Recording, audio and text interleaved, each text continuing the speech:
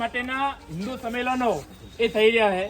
એ રીતના આપણા પાટણની અંદર પણ આ પ્રકારના હિન્દુ સંમેલનો 15 હિન્દુ સંમેલનો પાટણ નગરમાં થવાના। એટલે આપણી વસ્તી એટલે પદમનાથ વસ્તી આવે, એટલે આખું પદમનાથ નેળિયું, આ Shakuntal green city, royal park, આ બધો વિસ્તાર એ પદમનાથ વિસ્તારમાં આવે છે। એટલે આપણી વસ્તીનું હિન્દુ સંમેલન તારીખ 22/2/2026 ના રોજ રવિવારે 4 વાગે જે સરદાર પટેલ શાક માર્કેટ છે સ્વામિનારાયણ મંદિરની બાજુમાં જે પદમનાથનો જે બંબો પડે છે ને જે નર્મદાનો ત્યાં રાખેલું છે।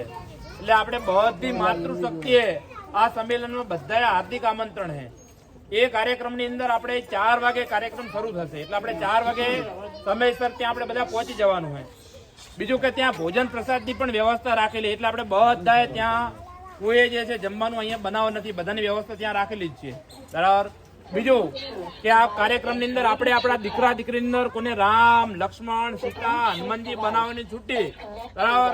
કારણ કે તમે જો કે અત્યારમાં આપણે કોઈ આપણા દીકરા દીકરીને પૂછીએ કે ભાઈ રામને કેટલા ભાઈ હતા તેને ખબર નહીં હોય, પરંતુ આના માધ્યમથી આપણી સંસ્કૃતિ જાગૃત થાય એટલા માટે જે પણ આપણે સોસાયટીમાં જેને પણ પોતાના દીકરા દીકરીને રામ, લક્ષ્મણ, હનુમાનજી બનાવવું હોય તો વાંધો નહીં, ખાલી નરેશપાલસિંહ અને દિગ્વિજયસિંહ અથવા મને નામ નોંધાવી દીધું કે અમારા દીકરા દીકરી આટલા હનુમાનજી બનાવવાના। બીજું કે આપણે 51 દીકરીઓ જે છે આના જેવડી દીકરીઓ છે એ પોતે કળશ એટલે કે માનો ચણિયા ચોરી કે આપણે જે હોય આપણા ઘરે જે પડ્યું હોય એને પહેરાઈને લઈને આવવાનું અને માથે કળશ, શ્રીફળ અથવા તો જે આપણી જે વ્યવસ્થા હોય એ પણ દીકરીઓને પણ ત્યાં લઈને આવીએ।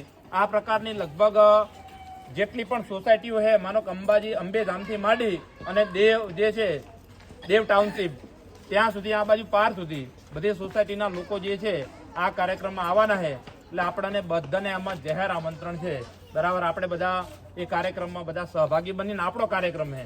તમે આપણે જો કે અહીંયા આપણે સોસાયટીમાં પટેલ હોય, દરબાર હોય, ચૌધરી હોય, પણ પહેલા આપણે બધા હિન્દુ છીએ, કારણ કે આપણે સર્ટિફિકેટમાં એલસીમાં પહેલું આપણું હિન્દુ આવે, જે પણ આપણે છીએ પણ પહેલા શું કહેવાય, હિન્દુ નાળોદા રાજપૂત, હિન્દુ ક્ષત્રિય રાજપૂત, હિન્દુ પટેલ।